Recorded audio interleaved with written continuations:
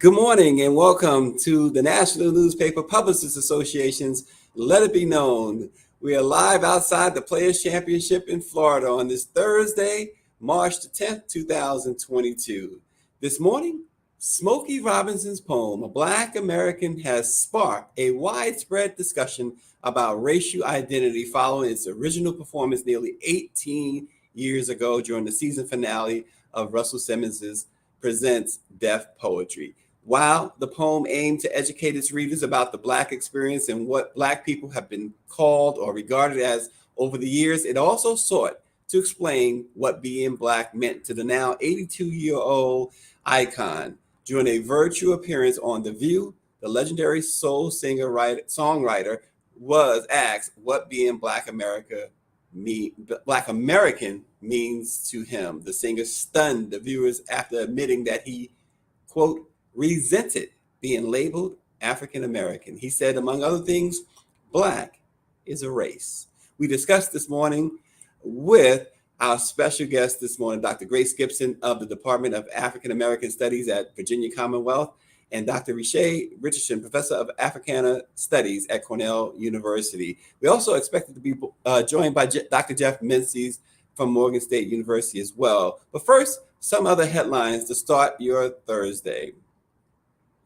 Democrat Stacey Abrams became the biggest name so far to qualify to run for Georgia governor on Tuesday, saying she is trying again to do what's right for Georgia after losing narrowly to Republican Brian Kemp in 2018. Stacey Abrams announced her run in December and does not yet have any declared Democratic opposition. Kemp's re-election is being challenged in his own party by former U.S. Senator David Perdue and other Republicans. Kemp and Perdue plan to qualify later this week before ballots are set tomorrow. The 48-year-old Stacey Abrams was a state lawmaker with little profile outside of Georgia when she began her 2018 race for governor, looking to become the state's first Black and first female governor. 4 years later, she is entering the contest as a national political titan, widely credited for helping swing Georgia to the Democratic column in the presidential election for the first time since 1992 and for shifting control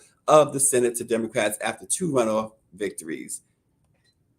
Also in the news this morning, the House voted to award the Congressional Gold Medal to the only all-female Black unit to serve in Europe during World War II. The 422-0 vote follows a long-running campaign to recognize the 6888 Central Postal Directory Battalion. The Senate passed the legislation last year. The unit, also known as the 6888, was tasked with sorting and routing mail for millions of American service members and civilians.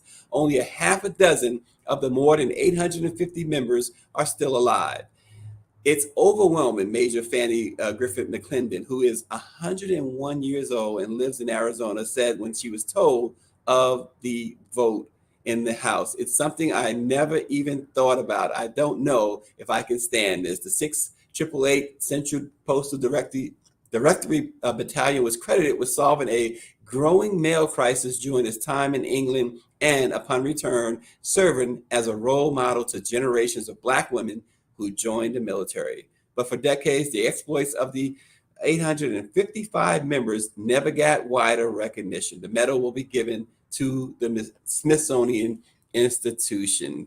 So congratulations to those women.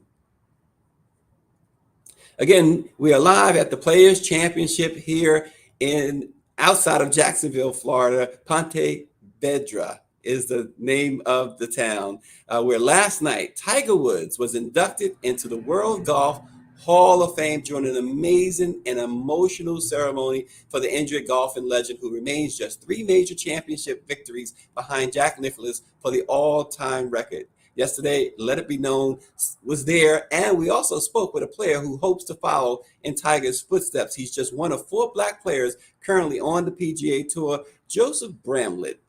We spoke to Joseph, and also we had clips of Tiger's induction ceremony, very emotional for Tiger Woods. Let's take a look.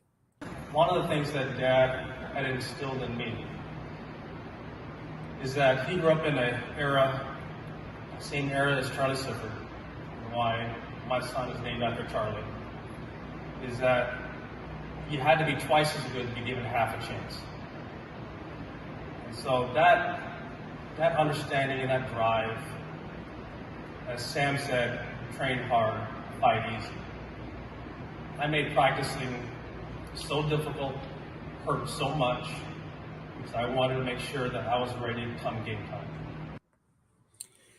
Yeah, it was a very emotional ceremony. Tiger actually broke down when talking about his dad and his mom and how the obstacles he faced, and his daughter gave such a great introductory speech for her dad. She talked about the injuries that he suffered last year in a car crash. She talked about how she didn't know if he was going to come home with 2 legs or 1, but she was just happy to have him back home. We'll have more from the Players Championship later this week. Dr. Benjamin Chavis, our president and CEO, will join us also as we have a meeting with Commissioner Jay Monahan and an interview with Commissioner Jay Monahan on Saturday. Well, this morning, Smokey Robinson said he resents being called African American. Let's talk about it with our special guest this morning, Dr. Grace Gibson of the Department of African American Studies at Virginia Commonwealth, and Dr. Rashay Richardson, Professor of Africana Studies at Cornell University. Dr. Jeff Menzies from Morgan State is also joining us. Good morning, everyone. Hey. Good morning. Good morning. Well, Dr. Jeff, I'm going with the ladies first, right? So No problem for me, man. Well, Dr. Gibson, I'm gonna start with you, and then we'll let Dr. Richardson chime in. Of course, we certainly want to hear from Dr. Menzies. But first, let's digest. Smokey is making a distinction between Black and African American, and some people have a problem with that. What's your response? Yeah, I think this is an argument or a conversation that is really never going to have a complete answer, because it's like there's this constant evolving of what it means to be Black, what it means to be African American.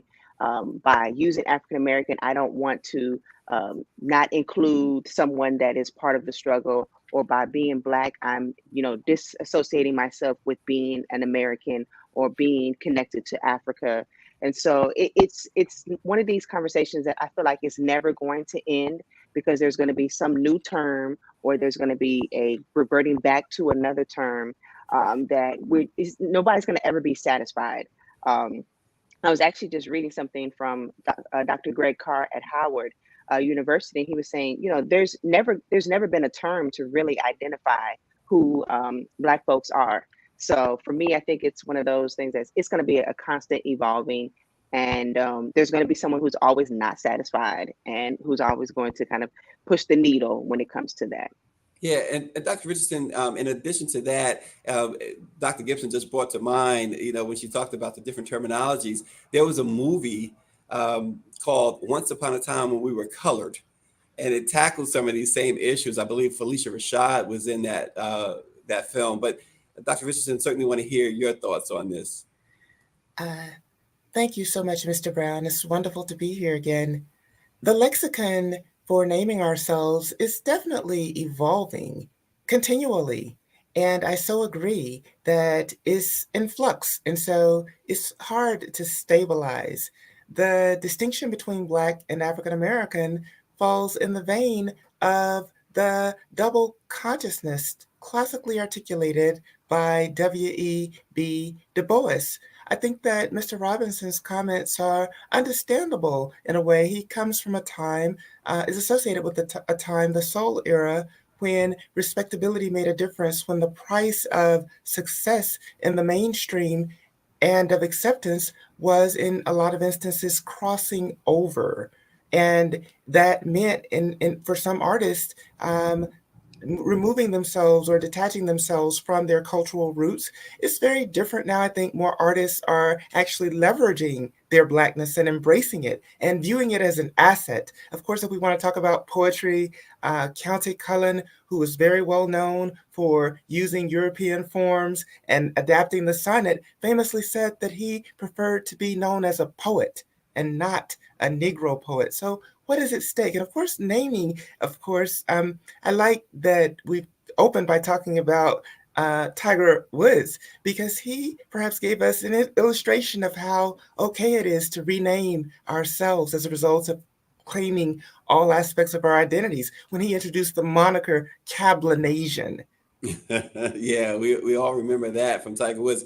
Before we go to Dr. Menzies, I'm anxious to hear Dr. Menzies' um, his take on this.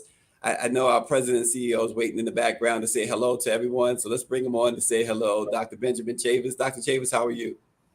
Good morning, everyone. And on behalf of the National Newspaper Publishers Association, we greet everyone. Our publishers all over the United States, 230 of them, are so pleased that you're joining Let It Be Known this morning. We're celebrating the 195th year of the Black Press of America. Well, thanks, Dr. Chavis. Dr. Menzies, so your response to this, you're laughing already. Yeah.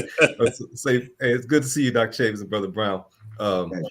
So, my first thought is that, with all of the respectability politics that we're engaged in these days, I mean, it's perfectly okay for Mr. Robinson to identify himself exactly how he chooses to, right? I mean, that's first and foremost. Nobody should be pushing back against anything in any way he decides to label himself. That's my first thought on that. But then, taking another look at it, another angle, and just going to echo a little bit of what the good doctors were saying before me, is that, this thing is very historical. We've never been able to successfully identify and label ourselves, right? I mean, you talk about from the hip hop culture, you got the N word being used to identify us, which is a carryover, from plantation days and when racism was a little more overt in this country. We've got I mean, it's just so much to this. I mean, I could look at it psychologically. I mean, thinking about what Mr. Robinson had to do, to demonstrate and prove that he was Black. Because I'm sure there was a point in time to where, his ethnic and racial identity may have come into question from some people. I mean, even people within the Black community. And so, there's so many different layers to this thing. But I mean, bottom line is that Mr. Robinson could call himself anything he wants to call himself. I mean, he's proven himself to be the man that he is, as successful as he is. And I mean, who is anybody to say you can't say that? He received the honorary degree when I graduated Howard. So he was up on stage. I walked past him. I can say that much. I got a chance to walk past him. Kind of gave him a nod as I did. Well, but ultimately, I think that's what it comes down to. Yeah, and so I'll leave this to Dr. Gibson, Dr. Shea, Richardson, and of course, Dr. Menzies, our panel in general. I'm going to throw this out there. So I want you to comment specifically. Let's break down, I should say, what Smokey Robinson said. So, and so we can put it in complete context. So we'll start with this quote from Smokey. He says, "I think that when you do that, you're disclaiming all the things, the contributions that Black people have made to America." So when you label, Smokey is saying, when you label us as African American, this is what you're doing. Yeah, that's interesting because I see what he's saying there as well. I don't agree with that, but it's almost like if you change the name of a country, and if you go into the historical record and you're looking for the former name of the country, and you don't necessarily find the connection between that previous name and the current name, you run the risk of losing some information and valuable contributions of the country or the entity under that previous name. And we find, like in reparations movement, we have to dig through the records and find out what was the old name of this bank when they were insuring the bodies of enslaved African people. And then you find like, oh my God, this bank, so that's the same modern bank. It had a different name. And you didn't realize you were saving your money with an institution that supported racism, right? And so it's kind of like that same thing. If you lose a name and you don't do the threading of the history, you run the risk of missing out on something. And but I think that we're a lot more savvy than that. I think that we have a sense of continuity when it comes to being Negroes, the Black, coloreds, and American Africans. I call us American Africans, by the way, sometimes. So I see it. So that's Dr. Menzies, right? Smokey Robinson says, "I'm Black. Call me Black. Don't call me African American." Dr. Menzies says, what is that, Dr. Menzies? American African. American Africans. Dr. Gibson, I know you are anxious to chime in on that. No, just, because, when Smokey was saying, call me Black because I don't want to take away the contributions of what Black people have done. In a way, people want to identify as an American because they have contributed to what is, this existing America. So for me, I mean, identify how you want to identify, say what you want to say. I mean, I use them interchangeably. So, and I'm not going to be offended if someone calls me African American or calls me Black.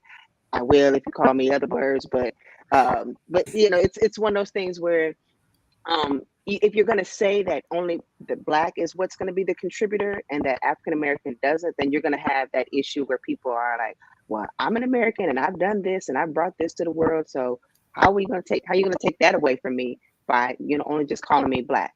So it's really a lot of being informed of what these words actually really mean and how they are being defined before we just kind of attach our own definitions to them, and assume that other people are going to also feel that same way. Yeah, Dr. Richardson, our publisher down in Fort Lauderdale, Bobby Henry, says, you may call me anything you want. However, it's my choice to answer to who I am. Yes, very well said. I hear Mr. Robinson at one level mentioning the value of having a seat at the table, preferably not in the kitchen. To go to Langston Hughes' poem, I Too, the idea that I too sing America. And so the will not to be displaced from that national narrative is being powerfully articulated by him in these comments. Then there's his past affirmation of the centrality of Africa in the making of world civilization. I think that that's so important when considering that Enlightenment philosophy famously displaced people of African descent from history, figures such as David Hume, making them nothing more than a footnote. The question becomes, who can conceivably embody the universal? That's part of the subtext.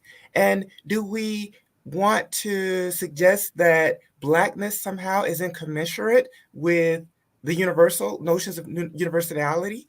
Nobel laureate Toni Morrison grappled with these issues in her career early on when reviewers suggested that talking about Blackness in her novels limited her. And the thing to do was to move beyond that and to focus on presumably a more mainstream, implicitly white identity. And so it's a problem too when whiteness stands in as the universal. A friend of mine, the novelist Tiari Jones, has grappled with these issues, and in her novel, An American Marriage, dares to center Blackness as universal, because what we're doing in some ways in these conversations is suggesting that white is like deracialized, or American is deracialized, or America is synonymous with white. And we have to deconstruct those narratives too, because they're very problematic. Interesting take there, because look, going deep in, taking a deeper dive in what Smokey Robinson said. Another quote from Smokey, he says, "I consider myself to be a Black American, and I enjoy being called Black. And Black has been so negativized as a color down throughout history by those who wanted to negativize it." I've never heard the word negativize before, but it's Smokey Robinson we're talking about.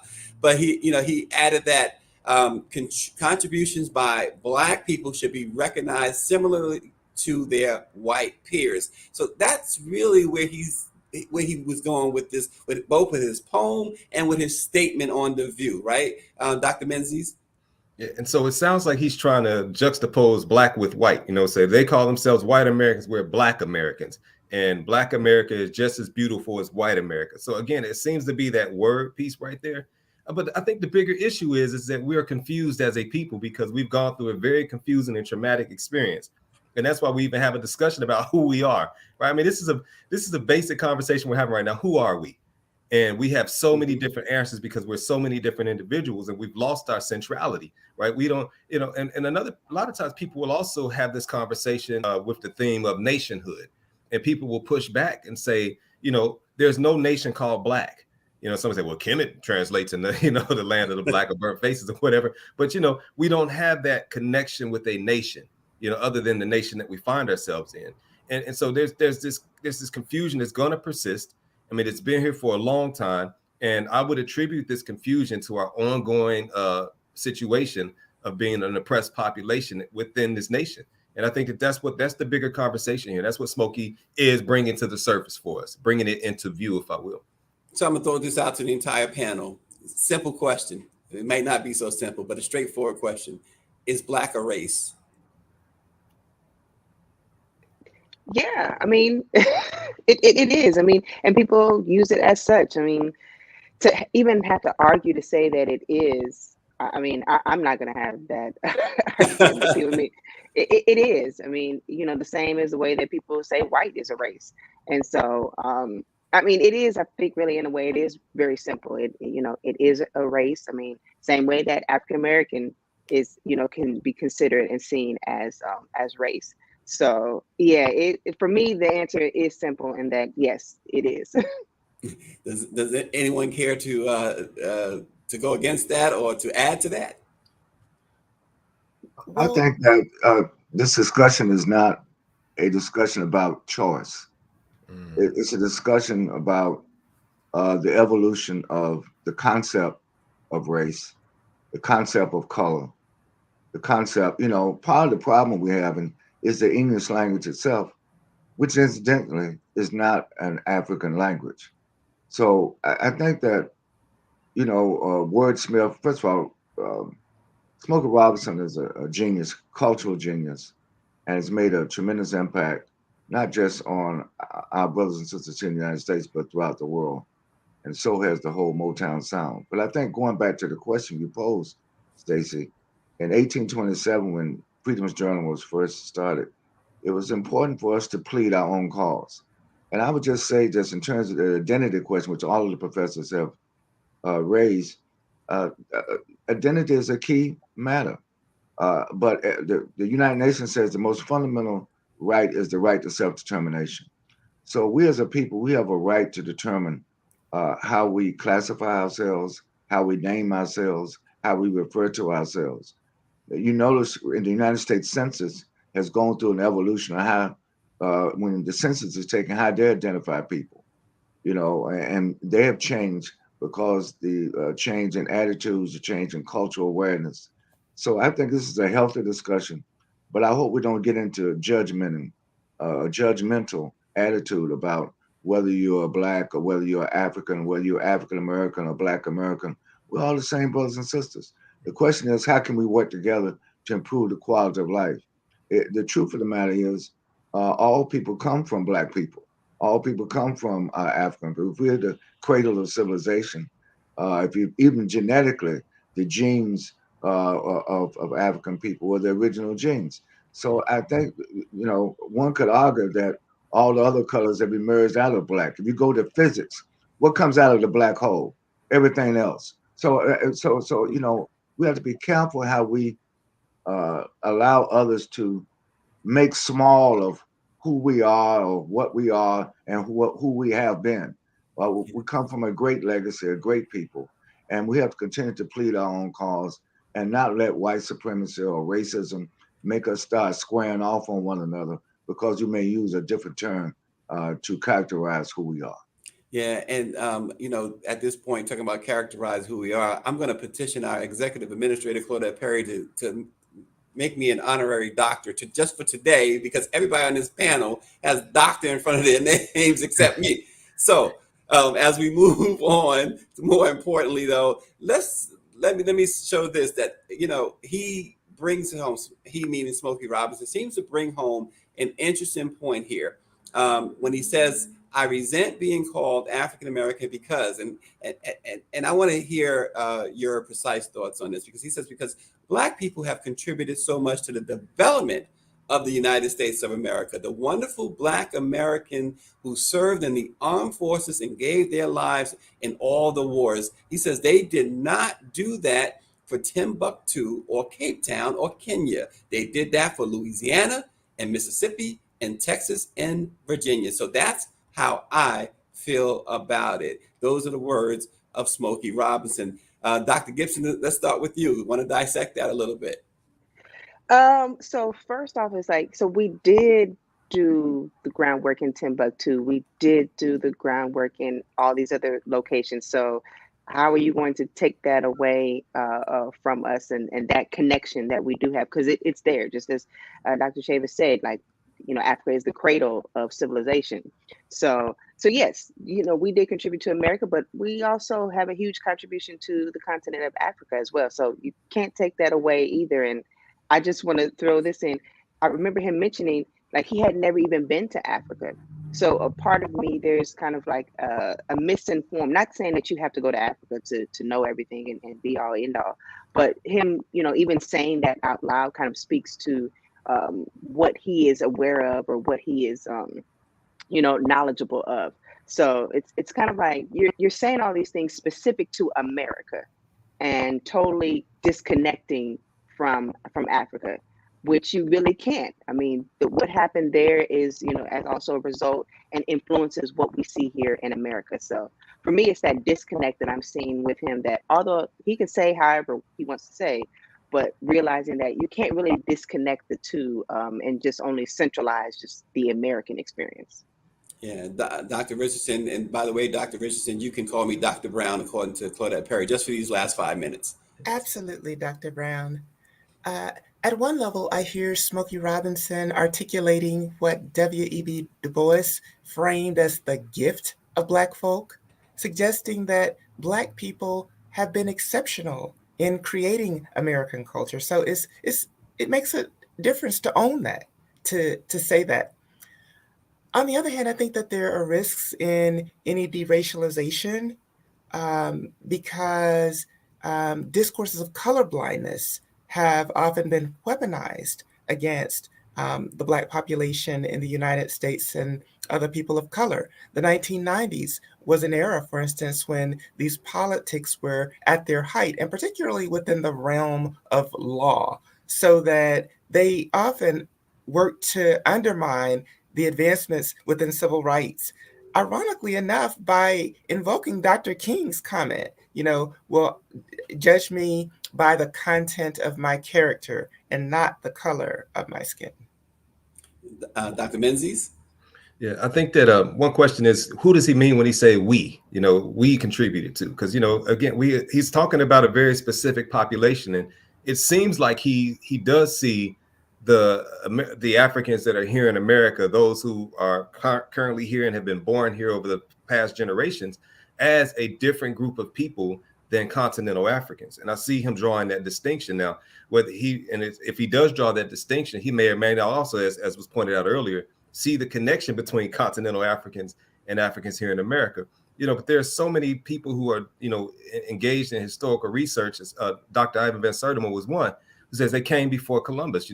They were early America revisited. He has documented the presence of Africans here, or people of the African genetic pool here in the North and South and Central and Caribbean American landmass long before Europeans set sail. And so there are some that argue that, Africans were here before, and that some Africans that were born here centuries ago, prior to enslavement, are different people. We definitely have a different cultural expression, even though we have the similarities of Diop's cultural tag. I'm about to mess up the name of the book. But the cultural, basically, he talked about the connection between all African nations underlying the surface differences, right? And so again, it speaks to the confusion that we have. But to quote the great philosopher Jay-Z, also known as Sean Carter, he says, "I'm not Black, I'm OJ." Okay, it's like whatever label you put on top of us, we got to step back and understand this unified experience that we're having, right? And that regardless of what label we're carrying, a lot of times our social experience is exactly the same when it comes to the system of racism and white supremacy.